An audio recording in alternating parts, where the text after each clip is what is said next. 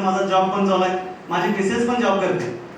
Actually हा व्यवसाय मी का करतोय हा क्वेश्चन मार्क सगळ्यांच्या पुढे खूप आहे आणि जास्तीत जास्त माझ्या मिसेसच्या समोर खूप मोठं आहे की एज्युकेशन झालं. कारण त्यांनी डायरेक्ट मला सांगितलं एकदा दोनदा तरी की लग्न केलं त्यावेळेला मी फक्त बीई मेकॅनिकल आणि एमई मेकॅनिकल बरोबर केलं आणि ऍक्च्युली मी काय आलो वेगळंच. त्यामुळे ऍक्सेप्ट नाही झालं की काय करायला पाहिजे.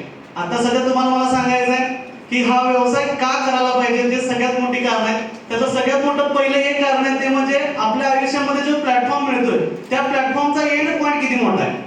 म्हणजे मी आता सध्या प्राध्यापक म्हणून काम करतोय तर माझ्या सिस्टीम मधला सगळ्यात टॉपचा प्राध्यापक किती कमवतोय त्याची लाईफस्टाईल कशी चालेल. आज मी शिक्षक पेशामध्ये भरपूर लोक अशी बघतोय की वयाच्या 60व्या वर्षी रिटायरमेंट झाल्यानंतर सुद्धा घर बांधताना लोन घेतात. आजची परिस्थिती आहे, गाडी घेताना लोन घेतात.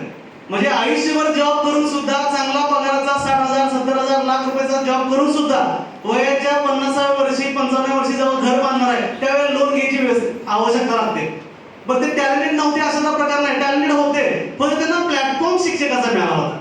मी असं नाही म्हणत की शिक्षक खराब असेल कारण मी स्वतः एक शिक्षकच आहे, पण मार्केटमध्ये आपल्याकडे त्याच्यापेक्षा मोठा प्लॅटफॉर्म का नाही आला या क्वेश्चनवर आपण कधी सुद्धा बघितलेलं नाही. तुम्हाला ज्यांनी आज इन्व्हाइट केलंय भलेही ते कमी शिकलेले असतील, त्यांचा इन्कम कमी असेल, त्यांच्या आयुष्यामध्ये खूप अडचणी असतील, तुमच्याकडनं उसने पैसे घेऊन तो आता सध्या त्याचं घर चालवत असेल, ज्यांनी तुम्हाला इन्व्हाइट केले त्याच्याबद्दल बोलतोय मी.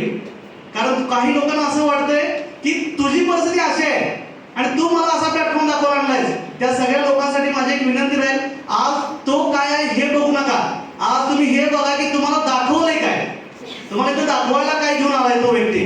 तो कमी श्रीमंत असेल, त्याचे अचिव्हमेंट कमी असेल, त्याचं शिक्षण कमी असेल, ते मॅटर नाही करत आहे. तुम्ही बघायला काय आलाय हे मॅटर करते. त्यामुळे ज्या सिस्टीमची तुम्ही माहिती घ्यायला लागलाय त्या सिस्टीम मध्ये मी स्वतः बघितलेलं, मी गेल्या जवळजवळ 2.5 वर्षापासून या सिस्टीम सोबत काम करतोय.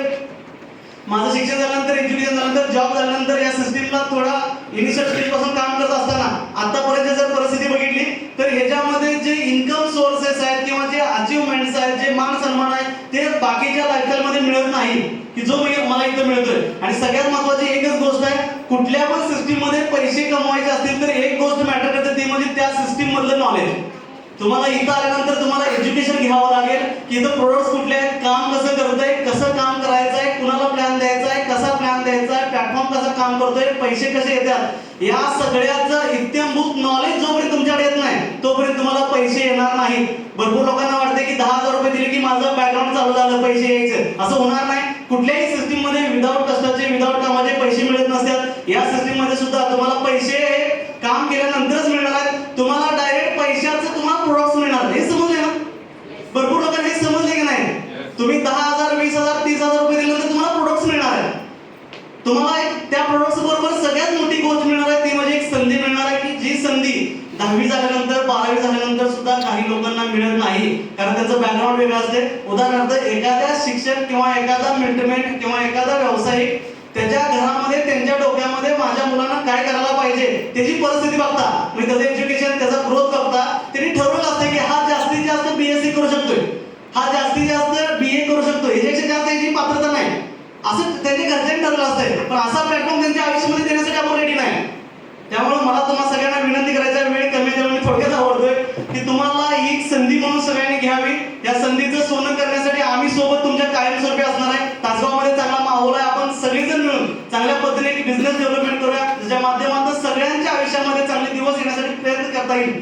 त्या पद्धतीने तुम्हाला सुद्धा ही संधी घेण्यासाठी विशेष करतो. थांबतो. जय हिंद, जय महाराष्ट्र.